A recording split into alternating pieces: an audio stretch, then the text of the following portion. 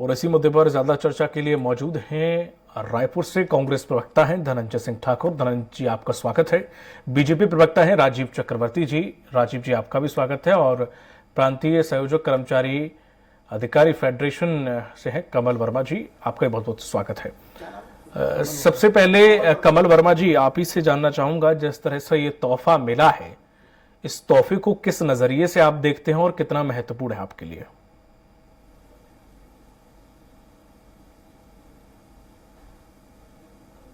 नहीं, कमल जी तक आवाज नहीं जा पा रही है। ठीक है राजीव जी, मैं आप पर आ जाता हूं। जिस तरह से देखा जाए, ये जो सौगात दी गई है, तोहफा दिया गया है, इसको बीजेपी किस नजर से देखती है, किस चश्मे से देखती है? जी देखिए, बीजेपी ये देखती है कि जिस प्रकार से जब कांग्रेस की सरकार विपक्ष में थी और जब वो सत्तासीन हुए तो उन्होंने कहा था कि हमारा पहला वर्ष किसानों के लिए रहेगा, दूसरा वर्ष कर्मचारियों के लिए रहेगा, तीसरा वर्ष महिलाओं के लिए रहेगा। बहुत लोक लुभावनी बात की गई थी, बहुत अच्छी बात कही गई थी। लेकिन सत्ता में आने के बाद कांग्रेस का चरित्र दिखता है कि महिलाओं के साथ भी दगा किया, शराबबंदी नहीं की गई, आज तक चल रहा है, शराब का कारोबार चल रहा है बहुत अच्छे से और लोग प्रताड़ित हैं। और कर्मचारी बंधुओं ने भी बहुत एक लंबी लड़ाई लड़ी, अलग अलग कर्मचारी फेडरेशन, अलग अलग कर्मचारी। और जो जिस प्रकार से केंद्र ने 38% दिया, आप देखेंगे कि मध्य प्रदेश में 38% है। जब 2 चरणों में, इसके पहले 4 चरणों में जब इन्होंने स्ट्राइक किया, हड़ताल किया, जो संवैधानिक अधिकार है, उसके बाद उनको दिया गया है। और वो भी चूंकि अभी चुनाव वर्ष है आने वाले समय में, इसलिए उनको ये सौगात दी गई है। लेकिन ये तो महंगाई भत्ते की सौगात दी गई है। कर्मचारी बंधुओं के साथ जो सबसे बड़ी मांग है कि वो जो रिटायरमेंट की जो एक खेप चले जा रही है, उसके बाद जो नए लोगों की आवश्यकता है, तो वो नए लोगों की भर्ती नहीं हो रही है। कर्मचारी के ऊपर काम का बहुत बड़ा दबाव है। इसीलिए कर्मचारी और जो लोग लोकल डेस्क पे बैठते हैं, जिनको पब्लिक से संपर्क करना पड़ता है, उनके साथ कई बार जनता के साथ बहुत दिक्कतों का सामना करना पड़ता है। तो कर्मचारियों की जो सबसे बड़ी मांग थी कि जो वैकेंट पोस्ट है, जो वैकेंसी हो रही है, उन वैकेंट पोस्टों में भी भर्ती की जाए। उनकी जो 5 बड़ी बड़ी मांगों थी, उसमें से अभी एक मांग की गई है, वो भी आधी अधूरी की गई है। 38% नहीं किया गया है, ये 33% किया गया। ठीक है, किया, लेकिन जो उसके बाद भी बहुत सारी मांग है। अनुकंपा नियुक्ति की मांग है, और जो लोग जो वैकेंट पोस्ट है उसे फुलफिल होनी चाहिए, वो बहुत सारी लंबी मांगे हैं। ये बहुत दुर्भाग्यपूर्ण घटना है। तो कम से कम सरकार को मानवीय दृष्टिकोण से, संवैधानिक दृष्टिकोण से कर्मचारियों की जितनी भी मांगे हैं उसकी ओर ध्यान देना चाहिए, वरना आगे फिर वो हड़ताल पर लामबंद होंगे। और अभी हमने जनता ने देखा कि कितना नुकसान हुआ, रजिस्ट्रियां नहीं हो पाए, राजस्व के काम नहीं हो पाए, ऐसे तमाम बहुत सारे काम रुके और करोड़ों का नुकसान हुआ। सरकार का भी नुकसान हुआ, जनता को भी नुकसान हुआ। मतलब तो कम से कम सरकार को संज्ञान लेना चाहिए और कर्मचारियों के पक्ष में निर्णय लेना चाहिए। राजीव जी, इन शॉर्ट मतलब दबाव में आकर कांग्रेस को ये करना पड़ा मजबूरन, क्योंकि चुनाव का समय नजदीक है, तो ये करना पड़ा, ये इस तरह का कहने का तात्पर्य है। अच्छा, बिल्कुल, हाँ, ये बात तो सही भी है आपकी। जब से कांग्रेस की सरकार आई है, तब से कितनी बार बढ़ा है और कितना कितना बढ़ा है? मैं आप ही से सवाल पूछ रहा हूं चक्रवर्ती जी। नहीं, अभी 2 ही बार बढ़ा है आंदोलन के बाद। अच्छा, हाँ, 4, ये पहले 22 था, 4 साल से कांग्रेस की लगभग सरकार है, 2 बार बढ़ा है। पहले 22 था शायद। हाँ, 2 बार, हाँ 2 बार ही बढ़ा है। अच्छा, पहले केंद्र का कितना था सर? अभी 38 है, पहले जब आपकी सरकार थी तब तक 22 था। केंद्र ने 34-38 किया। मतलब फिर आपका 22 और 34, पहले 34 था, यानी कि आपके समय तो हमारी सरकार के समय जो महंगाई का रेशियो था, उस रेशियो के हिसाब से जो बढ़ाया गया था, उचित बढ़ाया गया था। और तो हमारी सरकार जिस समय निर्णय लेने वाली, अब महंगाई बहुत बढ़ गई है, लागू हो गया। तो आचार संहिता लागू होने के बाद, हाँ, पर उसके बात मानते हैं निर्णय नहीं ले पाए। लेकिन भूपेश बघेल जी की सरकार जब विपक्ष में थी, नहीं, हमने बिल्कुल, हम भी अपने समय बढ़ाए थे, जो हमको बढ़ाना चाहिए था हमने यथोचित बढ़ाया। परंतु सरकार का यह वादा था कर्मचारियों से कि हम बढ़ाएंगे, और उन्होंने उस रेशियो में नहीं बढ़ाया है। अभी जो बढ़ाया, ठीक है, बढ़ाया चुनावी वर्ष को देखते हुए, लेकिन कर्मचारियों के भविष्य निधि के पैसा के लिए दर दर भटकना पड़ता है। चक्रवर्ती जी, चुनावी वर्ष तो भारत में या किसी राज्य में, सारे मामले में चुनावी वर्ष तो कोई ना कोई चुनाव या उपचुनाव चलता ही रहता है, और ऐसा कौन सा नेता या कौन सा विभाग के अधिकारी या नेता या मंत्री या मुख्यमंत्री, कौन से राजा हरिश्चंद्र हैं जो जनता के दबाव में नहीं काम करते हैं? सीधी सी बात है, कोई भी मंत्री हो, कोई भी मुख्यमंत्री हो, जनता दबाव डालती है तब काम होता है। यहां तक कि केंद्र सरकार को अपना कानून बिल वापस तक लेना पड़ गया था, आपको याद है, सिर्फ किस लिए? वोट के लिए। तो ये तो वोट की राजनीति साफ साफ है, काम नहीं करोगे वोट नहीं देगी। यही तो संविधान है, यही तो मिठास है। हाँ, तो हर किसी को दबाव में काम करना पड़ता है, फिर आप भी कैसे कह सकते हैं कि दबाव में काम करना पड़ा? में रह रहे हैं। हाँ, दबाव में नहीं, सरकार ने इलेक्शन मैनिफेस्टो में कहा था हम कर्मचारियों को दैनिक जो डियरनेस अलाउंस की बात है, हाउस रेंट अलाउंस की बात है, तो सारी हाउस रेंट की तो बात ही नहीं कर रही है सरकार। आप पूछ लीजिए कमल जी से, बहुत सारे मामले हैं, बहुत सारे चार्टर ऑफ डिमांड है, उसमें से एक मामले को पूरा किया गया, वो भी आप ऊपर से महंगाई बढ़ाते जाओ, अभी राज्य सरकार से कहो कि वो भत्ता बढ़ाती जाए, ऐसे कैसे? केंद्र सरकार के पास तो बहुत इनकम ऑफ सोर्स के आए हैं, तो वो तो अपने कर्मचारियों को जितने चाहे उतने बढ़ा सकती है। राज्य सरकार के पास तो सीमित संशोधन है ना सर। हाँ, कहां से एकदम कहां से बढ़ाएगी? हालांकि सरकारी कर्मचारियों की मांग ठीक है अपनी जगह। नहीं, आप देख लीजिए, मध्य प्रदेश ने दिया है, राजस्थान, आप तुलनात्मक अध्ययन कर लीजिए ना। छत्तीसगढ़, मध्य प्रदेश में और बात करूंगा तो धनंजय जी साहब कह देंगे, तो हालात यह है कि इन राज्यों पे तो केंद्र सरकार की कृपा है, उनका तो बकाया तक भी होल्ड करके रखे हुए, फिर आप क्या तर्क रखोगे? सबके संवैधानिक अधिकार है, सबके अपने इनकम के रिसोर्सेस है। मैं अभी एक मामला बता रहा हूं, कमल जी मैं आपके पास आऊंगा, समय निर्धारित है, दूसरी बार में बताइएगा पूरा मामला। पेंशन नहीं दिया जा रहा है, वर्मा जी, रिश्वत देना पड़ा। आवाज पहुंच रही है? सब हाँ पहुंच रही है। ठीक है वर्मा जी, ये जो तोहफा आपको मिला है, हालांकि 2 मांगे थी, आचार्य वाली मांग भी थी, और हालांकि ये जो मंथन करने की सरकार ने जो वादा किया था उसको अपना वादा लगभग पूरा कर दिया है। ये कितनी बड़ी राहत है आप लोगों के लिए? और इस पूरे जो तोहफा है या जो भी कहें कि 5% बढ़ा दिया है, इसे किस प्रकार से देखते हैं आप?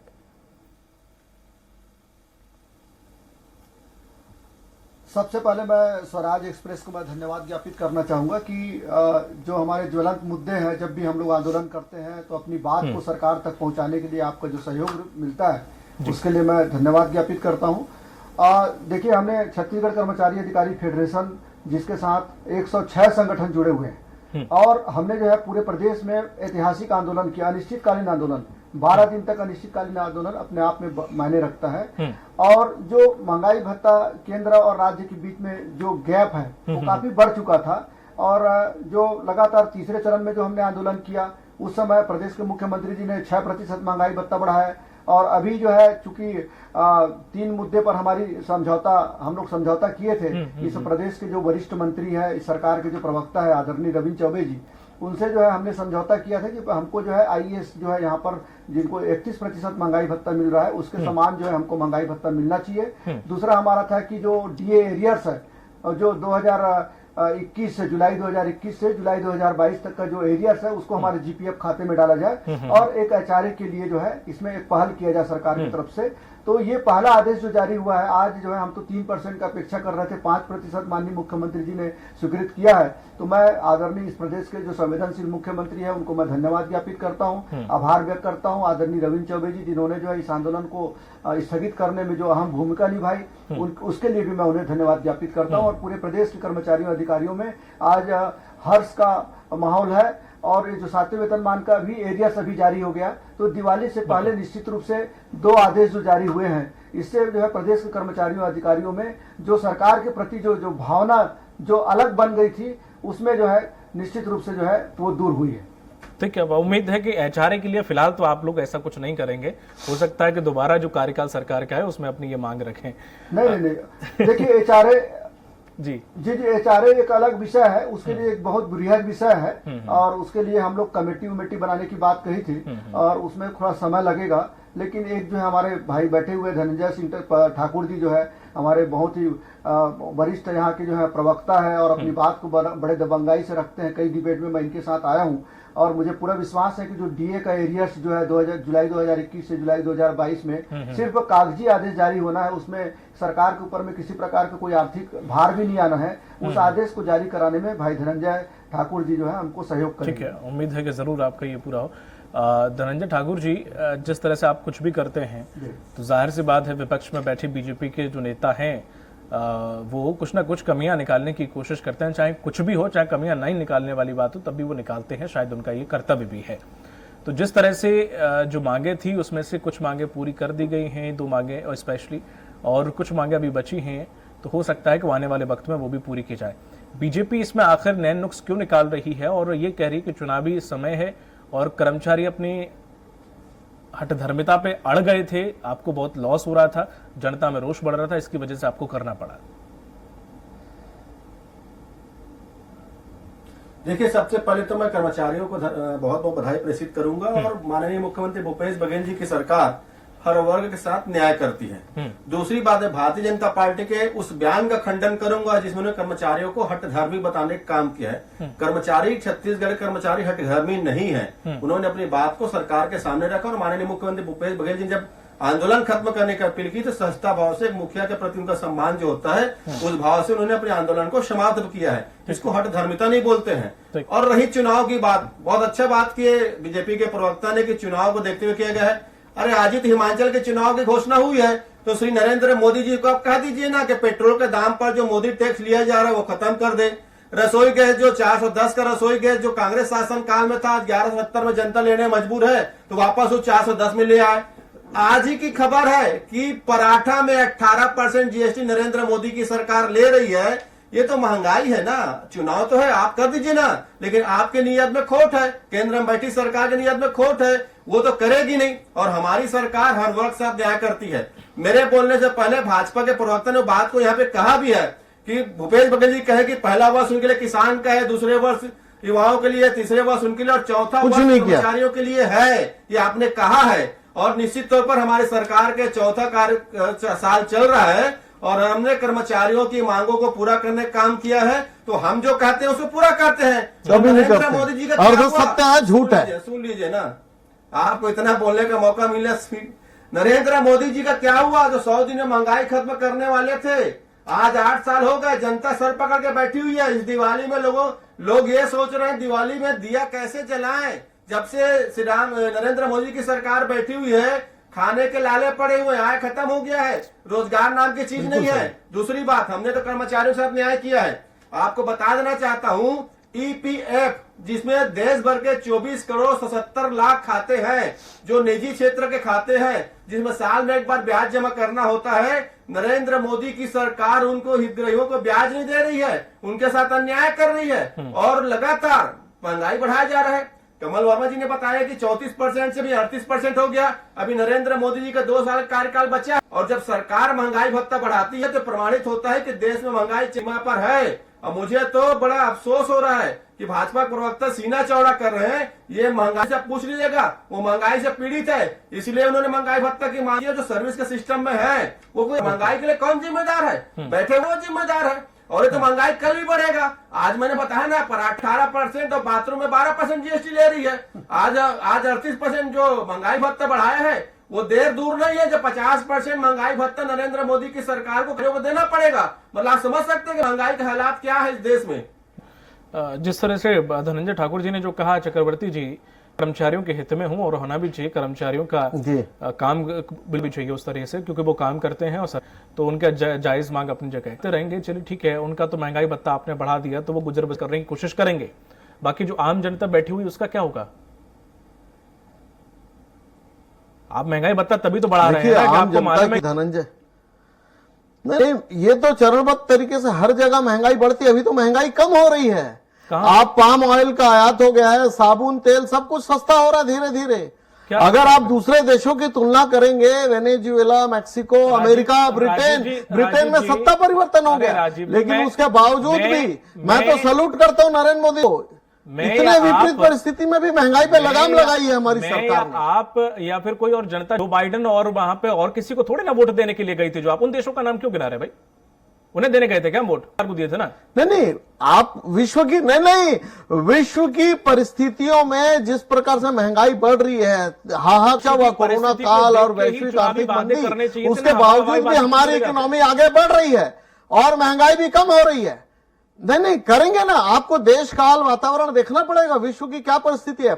उसके बावजूद भी हमारी इकोनॉमी, हमारी अर्थव्यवस्था आगे की ओर बढ़ रही है। सबको सही समय पर पूरे काम हो रहे हैं, चाहे जल जीवन मिशन का पैसा हो, भविष्य निधि का पैसा हो, हर चीज का पैसा आ रहा है, देश प्रगति कर रहा है। हम चीनू का हेलीकॉप्टर भी खरीद रहे हैं, वैक्सीन भी नहीं, महंगाई हम नहीं ला रहे हैं, महंगाई परिस्थितिवश आगे बढ़ी थी जिसे हमने कम किया है। और बल्कि राज्य की सरकार जो चुनाव के घोषणा पत्र के समय कहते थे कि हम कर्मचारियों के लिए काम करेंगे, और ये परिस्थिति है कि कर्मचारी को अपने पेंशन के लिए रिश्वत देना पड़ता है।